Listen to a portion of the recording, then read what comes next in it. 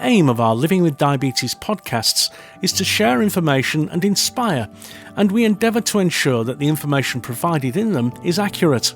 It's not a substitute for medical or health advice from a healthcare professional who's aware of the facts and circumstances of your individual situation. We always recommend that advice be sought from your GP or diabetes nurse before making any changes to medication or before using any products or services referenced by DRWF. DRWF will not be held liable or responsible for failure to seek competent medical or health advice from a professional who's familiar with your situation. Views, information or opinions contained in podcasts do not necessarily represent opinions, standards or policies of DRWF. The inclusion of details about products or services does not indicate DRWF endorsement of them. Hello and welcome to the latest Living with Diabetes special podcast looking at research supported by Diabetes Research and Wellness Foundation. I'm Claire Levy, and in this edition we're looking at an interesting research project which studies the recycling mechanisms in beta cells during acute and chronic stages in glucose levels. I recently spoke with Catherine Arden to discover more. My name's Catherine Arden. I'm a researcher at Newcastle University with an interest in pancreatic beta cell research and really understanding how pancreatic beta cells function and how they feel in type 2 diabetes. So if you could then just tell us what is happening for people diagnosed with type 2 diabetes? Well, at the moment, when somebody's diagnosed with type 2 diabetes, the main aim for these patients is to maintain their blood sugar levels within the normal range as much as possible. So there's various different interventions that can help with this, such as dietary intervention, but also drug treatments. There's various, again, different drug treatments that can be applicable for various patients, and most patients would usually start on metformin, but there are additional therapies available. The problem is with time, what often happens with lots of patients is as the disease progresses, these drug treatments just don't seem to be sufficient anymore in terms of maintaining blood sugar levels. And therefore you need to go for additional therapies, or potentially for some patients, what you eventually need are insulin injections. It's very important that these patients do maintain blood sugar levels to prevent the development of diabetic complications, which can severely impact on patients' quality of life and also life expectancy. So it's very important that we have more drug therapies available for patients. And I think that's what we feel at the moment, is there's not really a lot of drug choice available for patients with type 2 diabetes. So we want to be able to, expand the options available for the treatment of type 2 diabetes. But in order to do that, we need to understand how type 2 diabetes develops and understand what can we target? How can we increase the capacity, the lifespan of the pancreatic beta cells to preserve the patient's ability to maintain blood sugar levels over long periods of time. So that's our main kind of area at the moment, understanding what goes on.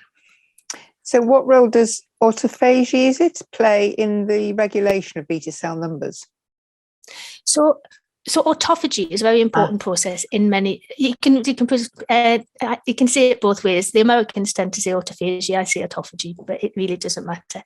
So for autophagy, it's very important in all cell types, and it's basically a cell recycling pathway where you take up bits you don't need anymore and use it to produce energy.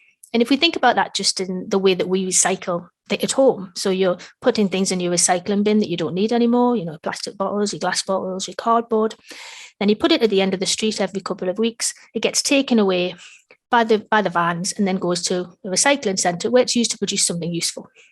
That's exactly what happens in our cells all the time. So all the bits we don't need anymore, so bits of protein or bits of cell that aren't working anymore, they get chopped up into something useful and used to produce energy. So we know this is important in all cell types, but what we're very interested in is what happens in the pancreatic beta cells. So in a few studies done a number of years ago, what they did is they took mouse models and they manipulated these mice so that autophagy didn't work anymore. And when autophagy didn't work anymore, when they fed these mice a high-fat diet, they developed type 2 diabetes really quickly compared to the control mice that just didn't develop type 2 diabetes. So what we're suggesting is you need autophagy to maintain the pancreatic beta cells so that they can release enough insulin. And that was both functionally so that they could release it, but also in the number that were there. So we understand autophagy is very important in that context. But more recently, our research, and along with other researchers, have shown actually when you look at pancreatic beta cells that are isolated from patients with type 2 diabetes, there's actually a few markers in there that are suggesting that autophagy doesn't work properly. So again, going back to the recycling analogy, there's suggestions that there's increased rubbish in the cell, so you can kind of see that rubbish accumulating. There's suggesting that you kind of have a backup in the amount of recycling vans waiting in the cell to do something, and also markers to suggest that the recycling plant doesn't work anymore. So there's all these kind of suggestions that, okay, well, autophagy is just not working in the pancreatic beta cells and type 2 diabetes. So that's what we're very interested in, is understanding, well, okay, what has gone wrong? How has it gone wrong? And how does that contribute to the development of type 2 diabetes and the beta cell dysfunction that we see? And we're also very interested in how this changes during the duration of type 2 diabetes. So not just at the initial diagnosis, but how does that happen when you've had, how does it impact on somebody that's had diabetes for 10 or 20 years? Okay, so can you tell us then the aim of your study looking at how beta cells regulate autophagy in response to changes in glucose concentration? So we're interested in, for this study, understanding exactly what happens to autophagy under normal conditions, because we need to understand what happens normally to understand what goes wrong. So in all cell types, a really good way to stimulate autophagy is to starve the cells. So take away all the nutrients, and then you starve them, and then they will upregulate their autophagy because they've got no other way of producing energy. But interestingly, when you do this with beta cells, it doesn't work very well. And so this was really interesting. Why are beta cells not responding in the same way as other cells? Because they should really. And we weren't the only people to discover this. Other people have since backed up the findings. And what we started to think, well, beta cells are different to other cells anyway, because what they respond to really well, it changes in glucose levels or sugar levels that you would expect to see after you have a meal, not the fact of glucose being there or not. So we realized we were just looking at the wrong window. So what the aim of this project was to say, okay, we know these beta cells respond really well to glucose. Do we think that while we change glucose into around levels that we'd expect to see in a meal, how does that impact on autophagy? So that was what we wanted to understand. How does glucose sensing within the cell impact on autophagy? And what happens to that in type 2 diabetes? So the aim of this was to develop the methods, produce some nice, solid, robust pilot data that we could then use to support larger scale grant applications going forward. What did you find out in the study? So what we found out is that by using a cell-based system, so the work that we do is very much working with pancreatic beta cells that we keep in dishes in the incubator. If we could stimulate these with different sugars or different levels of sugars, or inhibitors to stop the sugars from working, or activators to make them work a bit better, what we worked out is that if we increased sugar level, we inhibited autophagy really, really strongly. And that was the first time somebody had shown this, which is really exciting to us. And we were able to show that in the cell line that we always start with, which is a rodent cell line derived from rat.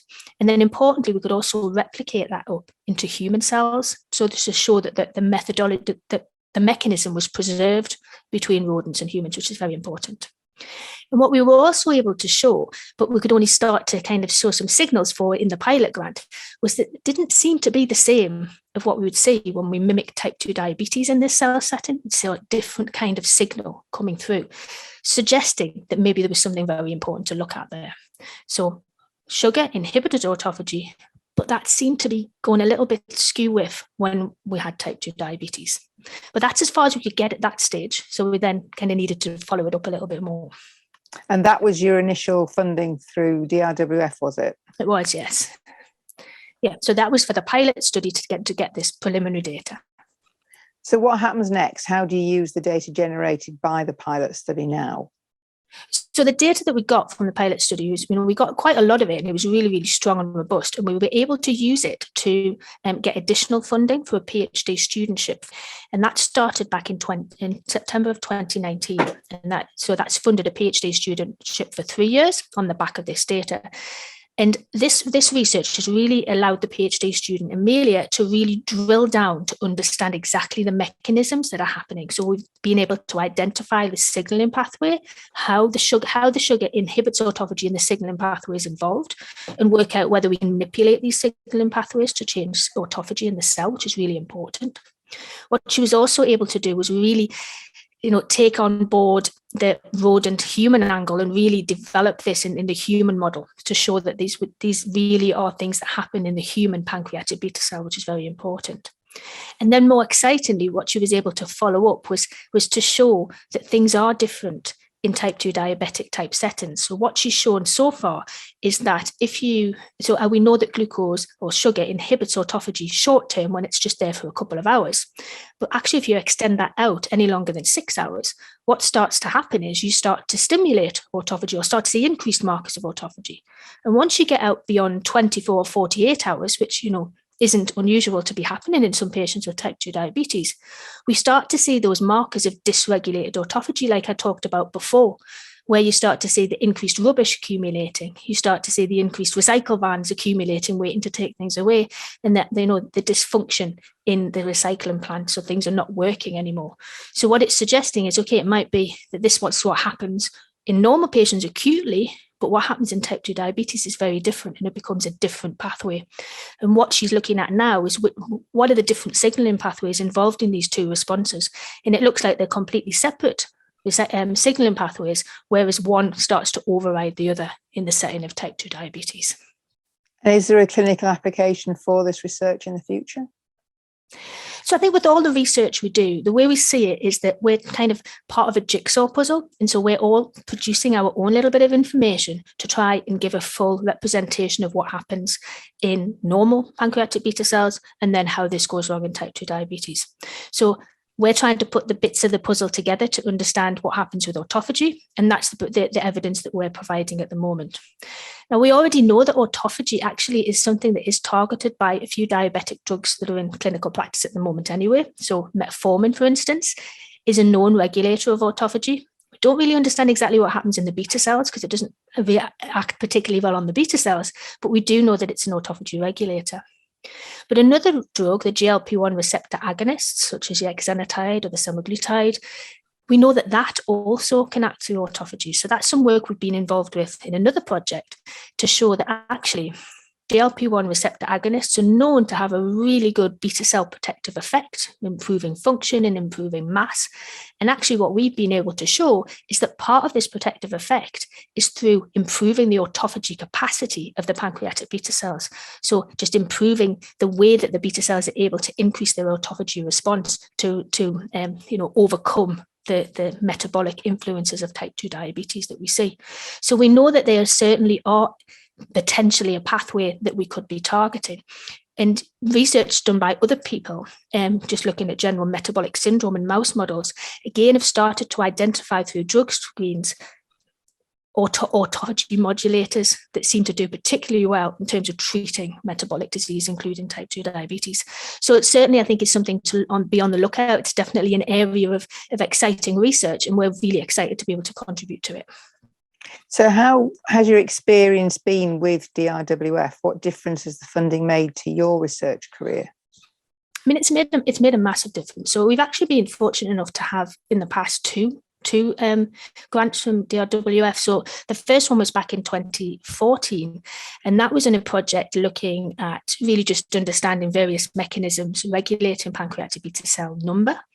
And actually, that was the first grant that allowed us to start exploring autophagy, and that's really driven the rest of our research for the past 8 to 10 years now. It's really allowed us to understand what's happening on autophagy. So it was the first thing that kind of gave us the money to explore that pathway.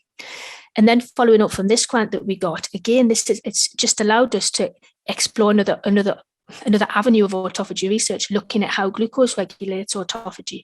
It's allowed us to then get a larger grant to fund a whole PhD studentship, which we are confident is going to give us at least 2 really good research papers from, which is really going to, again, expand the research. And we know that we've got grant applications in the pipeline off the back of that, and really just drive the research even further. It just allows us to expand in the lab and really understand a lot more of what's happening with the pancreatic beta cells. So it's made a massive difference to us, and we really do want to thank the volunteers and the people that are doing the fundraising for DRWF, to help support our research, because without it, we couldn't do these projects. My thanks to Catherine Arden for talking to us about her work. Diabetes Research and Wellness Foundation. Staying well until a cure is found. Look out for more episodes of our special podcast discussing research supported by DRWF and the advances being made. To discover how you can continue to help the charity, together with the latest fundraising events, news and information, it's all on our website at drwf.org.uk. I'm Claire Levy from Diabetes Research and Wellness Foundation. Until next time, thanks for joining us on Living with Diabetes. Living with Diabetes is a Blue Aurora media production for DRWF. Copyright 2024. Diabetes Research and Wellness Foundation. All rights reserved.